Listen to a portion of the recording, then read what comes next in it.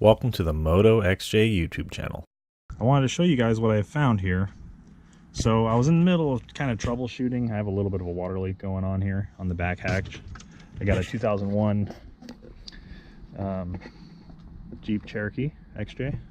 And I was going through the back and looking around, and for a while now, the back wiper motor, my third brake light,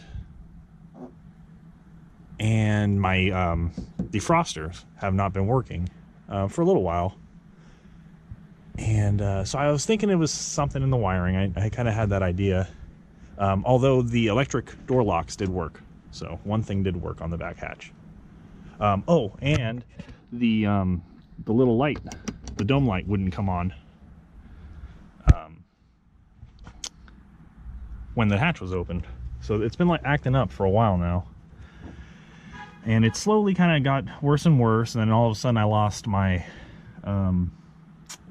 defroster and my wiper, my rear wiper, at the same time. So I blew a fuse, I reset the fuse, and blew it again. So I found out that I actually noticed there was a little hole in this little gasket here. Let's see if I can, right here, that little guy, right there. And I noticed that there was some broken wires. So upon further investigation, after I had everything apart, I decided, you know what, let's try and fix these wires. So I took the grommet out, the little accordion grommet they got here. Took it out, fed the wires as much as I could to the end to give me some room to work with. And I think this might be a common problem. I'm pretty sure I read about this on the forums, or somebody talked about it. But I never saw any kind of write-up for it, and I could be wrong. I'm sure there is something. But I figured it would be a pain in the butt, and it's not going too bad so far, but it's kind of a pain in the butt. So this was probably the culprit. But essentially there's two wires that are welded together here. So that's obviously the short, and probably the inception of what was going on here. And then it also melted. I think this is further up the wire. It's pretty crusty right here.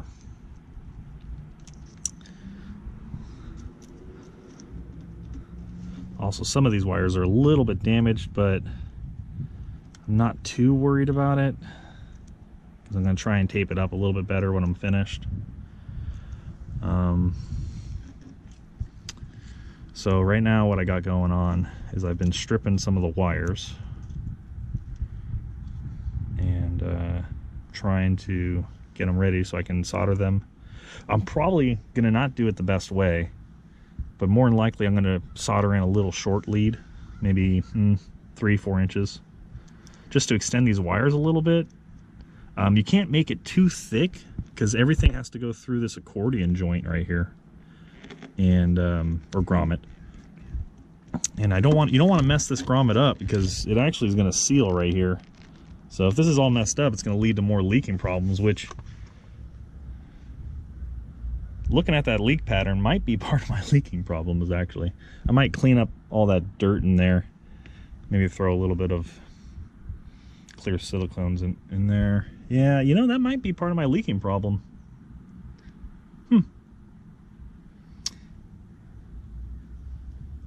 Couldn't hurt. I'm gonna throw some silicone in that thing. I mean, it's all, you know, it's 2001, man. All this rubber, it's kind of deteriorating. So that might be actually the leak I was having. 2 for 1. So here's the bodge job. It's gonna be good enough for now. I got a nice heavy 12 gauge wire for, I'm assuming, the ground. Or, well, I guess it could be a power wire to the motor. But they might have grounded it over here because of the hinges. So anyways, we got just green wire, but I got them all connected up properly. Right colors go into the right colors.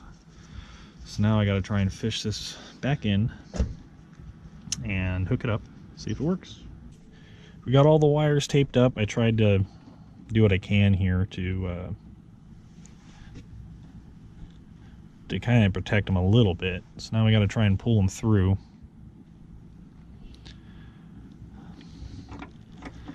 I'm thinking I'm going to try and pull through this slack. It's not going to work that great. Nah, I guess I can't pull it that way. I have to leave the slack under here. I was hoping to leave the slack up in the top part, but I don't think it's going to work like that. For the next person, you don't have to extend them that much because I'm out of room. Unless I'm going to extend every single line, which I'm not. But, oh well, it'll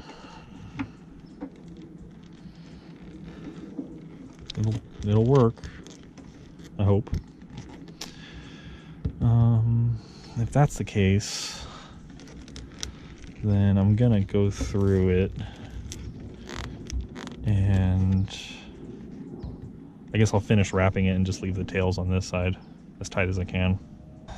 I got this taped back up.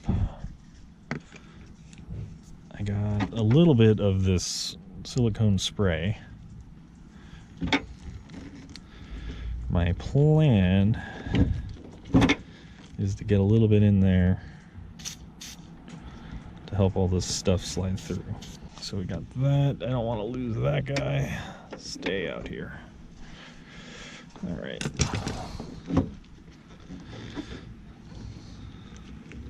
Oh yeah, look at that. A little bit of silicone spray. This thing is twisting on like butter. Perfect. Okay. Now we're getting to the hard part. Okay.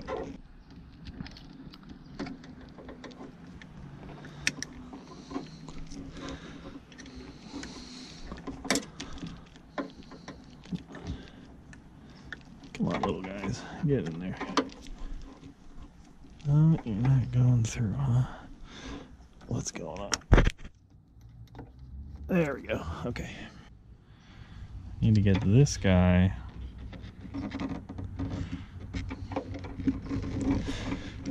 back under. Just using a little Harbor Freight puller or panel puller.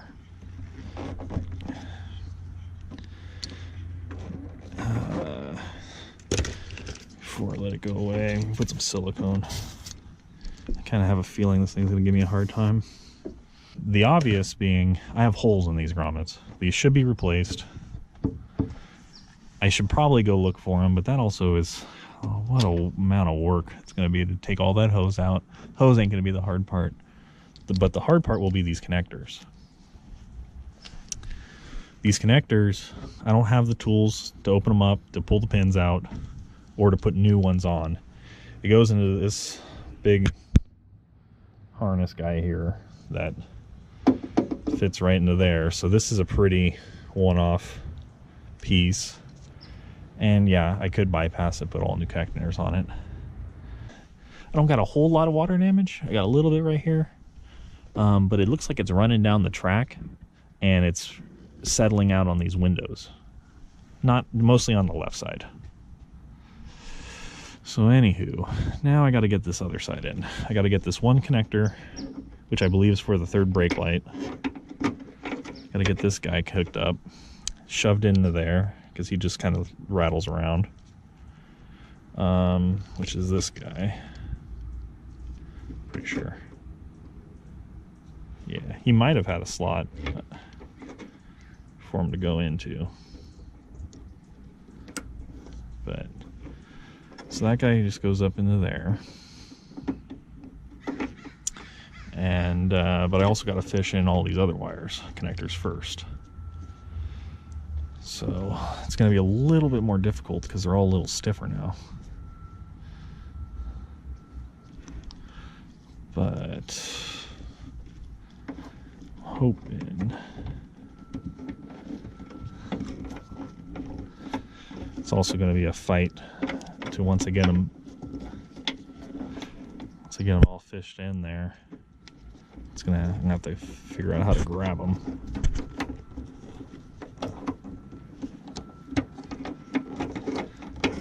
And this guy needs to go. Need to get him in there first. Gotta remember how it came out. So I pulled this guy out last. And then my bigger connector, I should probably go in first. Get him out of the way.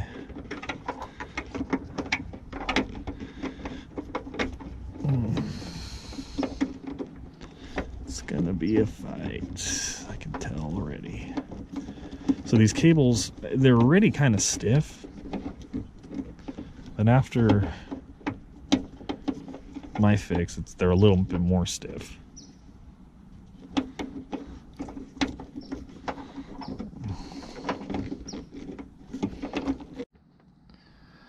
So I also forgot, before I shove the whole grommet into there, I need to tape, well, probably don't have to, but the way that it was is I needed to tape these back up together.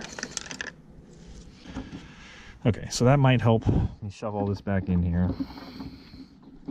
But basically, I just gotta get it up in there, whether it wants to or not.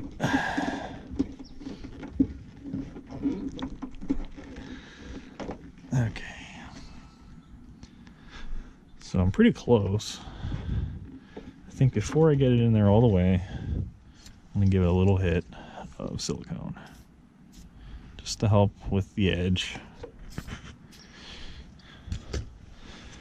Because I have a feeling it's going to be a pain in the butt.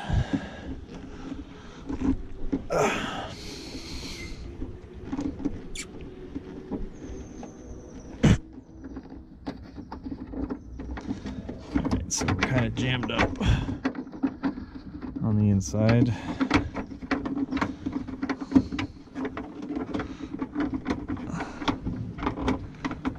Pull it over, make some room.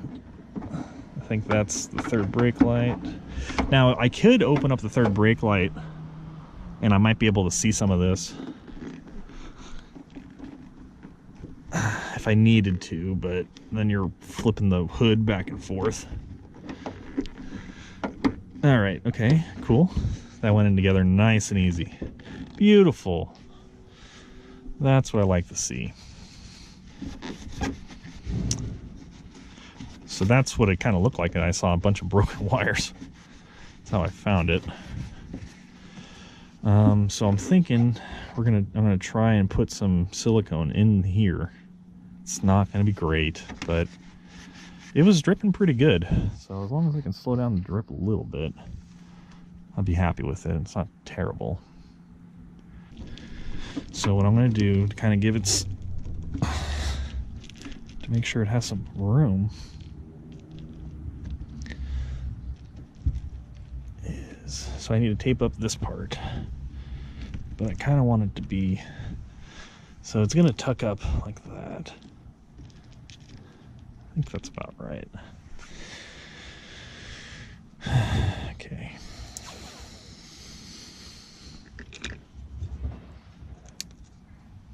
Just kind of gives it a little bit of strain relief, I guess, for when it opens and closes. We'll see. I don't remember exactly how it was. Probably was already stiff anyways. Let me take a look.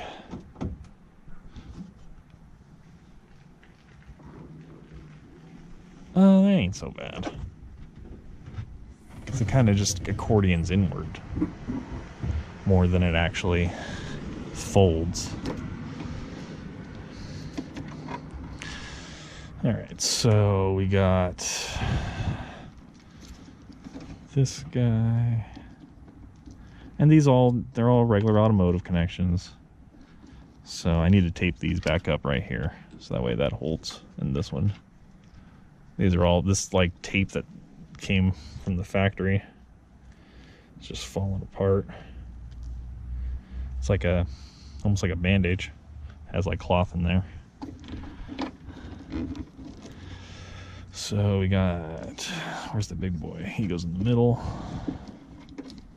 Okay.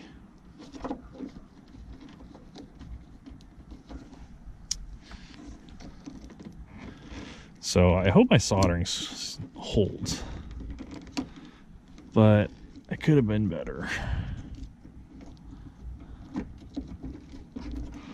So that goes in there like that. So let me see if my door lock works.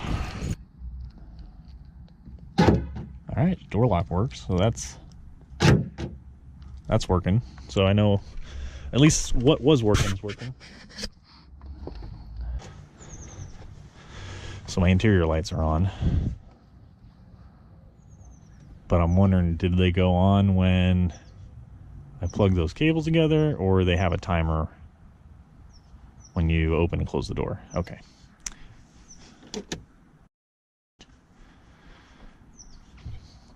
Sweet. Okay, good. So my backlights are working now. Awesome. So if you don't know, you can just turn this off. But if you turn it on, when you shut the hatch, it'll turn the lights off. There's a sensor inside the hatch. Well, I have to finish this video with a voiceover. My neighbor decided to start cutting some branches with a chainsaw. But as you can see, I got the rear wiper and washer to work, along with the third brake light. Although the defroster was not working, I couldn't get the light on the switch to turn on. I think it's more than likely a switch problem. It could be a fuse, but from the book, it shows the fuses are tied to the turn signals and those are working fine. So I have to do some further investigation. I want to thank you guys for watching the video. It's my first one. If you enjoyed it, go ahead and subscribe. I'm planning on doing some more. I'm going to get some better equipment, and I got a lot to learn. So hopefully I can make these videos a little bit more entertaining and better. But stay tuned for more. Thank you.